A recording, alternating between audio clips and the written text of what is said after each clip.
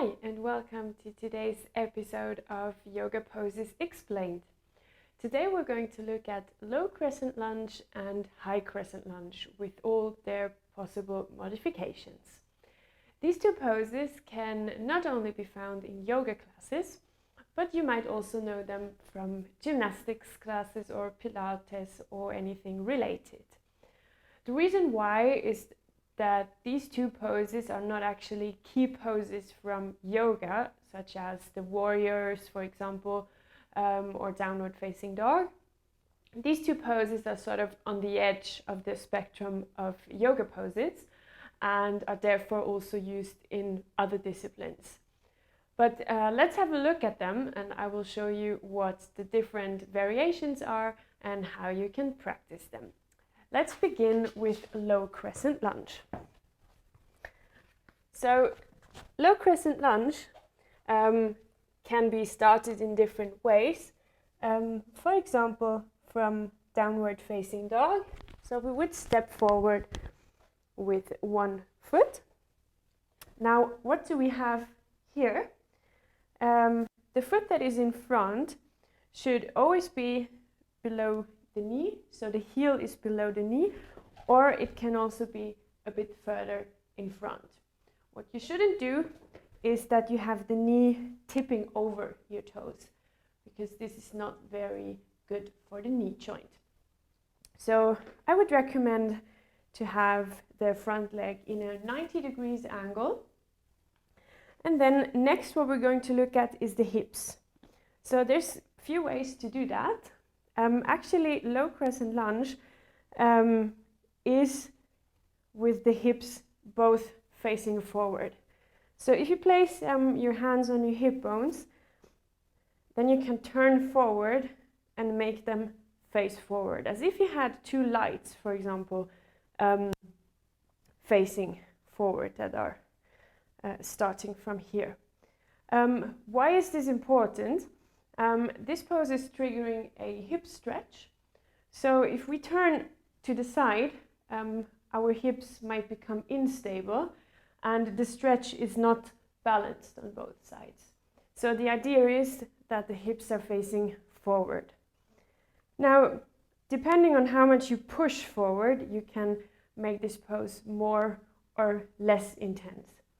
If you choose to have a less intense hip stretch, then you might need a bit more muscle power from the thigh to press back the upper body.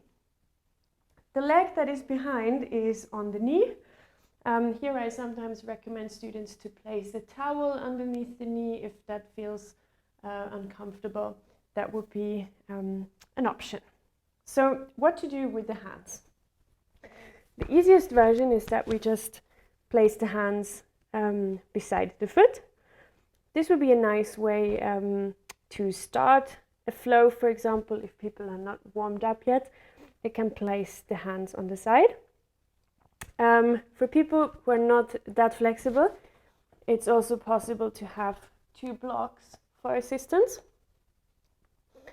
Or we can have the hands just hanging down if we are in an upright position.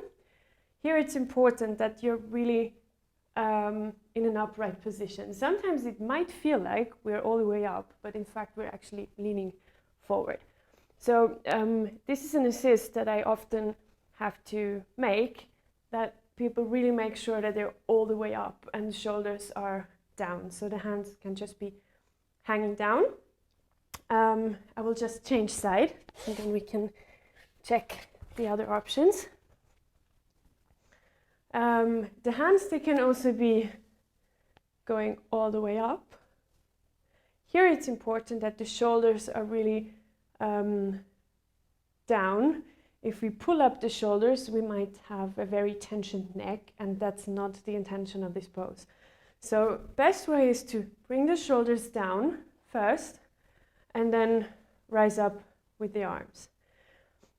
This can even be turned into a back bend if we're going all the way back and the hands can be folded. This would be the more advanced version. So that requires quite some balance. If people feel uncomfortable with this, you can also just open up the hands to the side and that way give a little bit more support for the balance. Now, as I said, this pose is often practiced in gymnastics or any kind of related sports as well, because it's a hip stretching pose.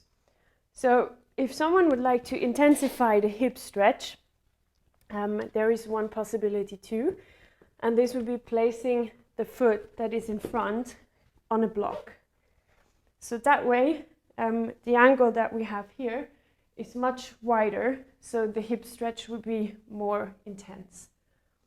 And of course, I could use the same arm poses as I showed in the regular version.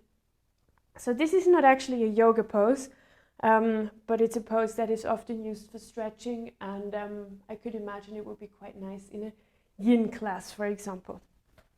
So that was low crescent lunge. Now what's the difference? The other type, this would be high crescent lunge. The high crescent lunge is often by mistake taken for a warrior pose, but in fact it's not. So high crescent lunge is exactly the same lunge, with the only difference that we are not on the knee in the back. The knee is lifted. And as you can see, my foot is on the toes in the back. So that's the main difference to the warrior poses. If I was in warrior 1, my foot would be down and facing outward in a 45 degrees angle. But in high crescent lunge, the feet are both facing forward and they are parallel. So here it's actually the same with the front knee. If I am in a rather easy version, I take a shorter step. And if I would like to intensify the hip stretch, I can take a wider step. Same with the hips. They are both facing forward and not opening to the side, because that would be rather preparation for warrior 2. So hips are facing forward. Here it's a bit more difficult to have the arms down, but even that could be possible if I take 2 blocks for assistance on the side, or I can also raise up the arms all the way to the top. Let's try on the other side. Both feet are parallel, hips facing forward, and we can rise up with the arms.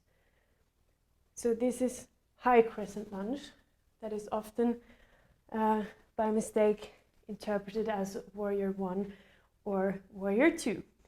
But where those are, we are going to look at in the next video. So I hope this was helpful for you, and I hope to see you soon again in the next episode. Namaste and goodbye.